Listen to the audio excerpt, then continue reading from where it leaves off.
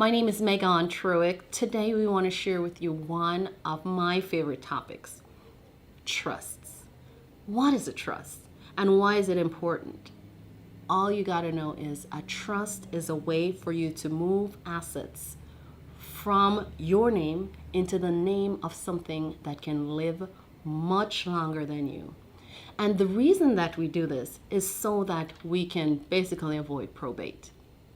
By avoiding probate, you can possibly avoid a whole lot of legal expenses and possibly taxes. So, what exactly is a trust? A trust is its separate instrument. It's kind of like, I like to call it its own person. You're creating a person that walks around with you, except this person isn't mortal like you, it doesn't die like you do, and therefore you can title things in this new person name. It's kind of like you're building your own superhero. So in a trust, it's a vehicle. Consider it, let's create our own superhero. A trust is something that lives on long after you do. This trust, this entity that you're going to create, you're going to be the trustor. You're the person creating the trust. You're going to be the trustee. You're the person managing the trust. You're the person that's the conductor that's going to be pulling the strings of this superhero that you're producing. And you're the beneficiary. You are the person that this new superhero that you just create is going to be working for.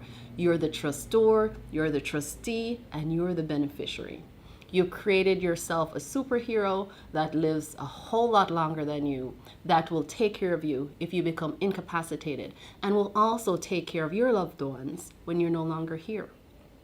So let's talk about the different aspects of a trust. First, the trustee.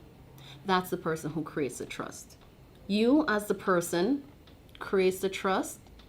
You dictate the terms of the trust. You may say, okay, this trust will be for the benefit of me and then my heirs for however long that this trust lasts, or however long the principal, the things inside the trust last, and the income from this trust lasts. Then you are the trustee. You're the person who manages the trust. You decide the trust will buy X, the trust will sell it, the trust will buy a car in its name, the trust will sell the car, the trust will do whatever you could do. Then you're the beneficiary. You're the person who the trust is going to benefit. You're the person who will be living in the house. You're the person who the funds from the trust will be spent to benefit. You're the person who gets to buy a vacation home and gets to stay in it. The trust just owns it for your benefit. You're managing it for your own benefit. The beauty of a trust is that it lives longer than you, and therefore you do not have to worry about the assets within a trust having to pass from one person to the next because that person passes off or dies. You, as a trustee of the trust, gets to designate that next person who will be the successor trustee. For many people, if you're married, then both of you will be the trustors. You're creating the trust. Both of you will be the trustee. You're managing the trust. And beautifully, both of you will be the beneficiary.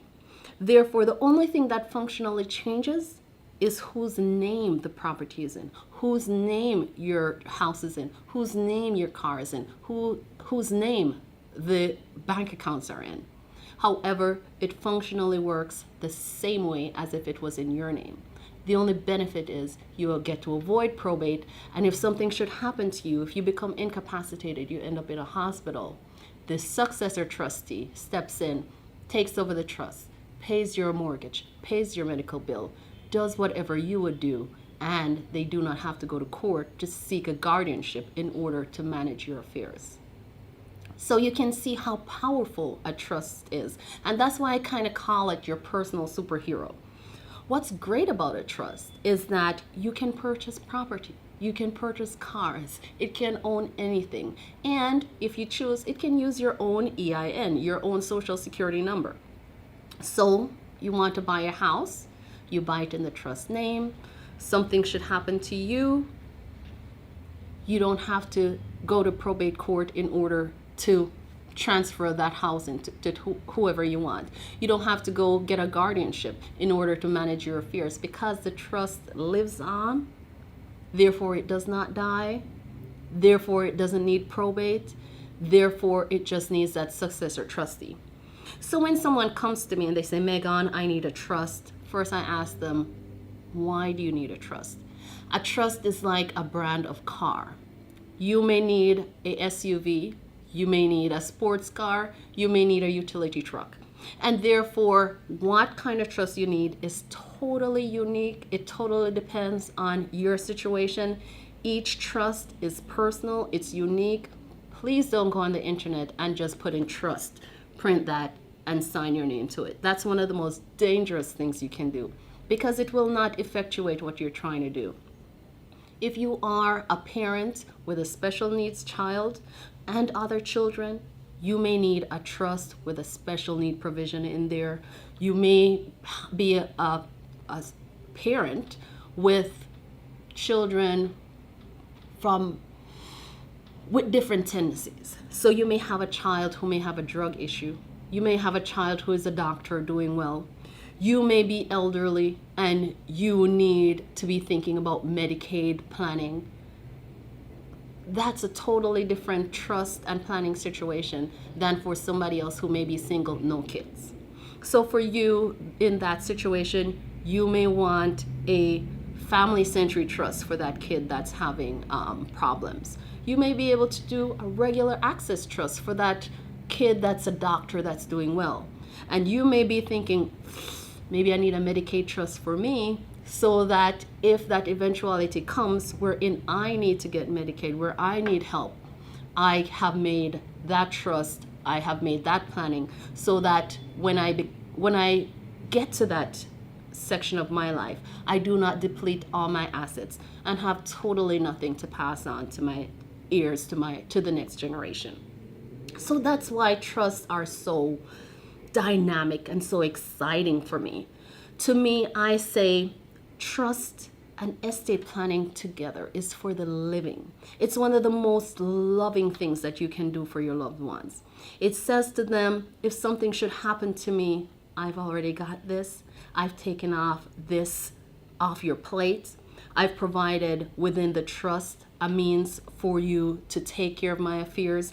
I've provided a way wherein my spouse doesn't have to think, oh my gosh, I have to go to court to get guardianship in order to take care of my spouse. A trust is that loving. It is that dynamic. To me, it is my superhero. And you know, if you want to learn more about trust, if you want to learn more about exactly what I'm talking about, you can visit us at www.brianfagan.com, or you can come to one of my monthly estate planning webinars. It's usually every first Thursday at 6 p.m. I'm so looking forward to talking to you.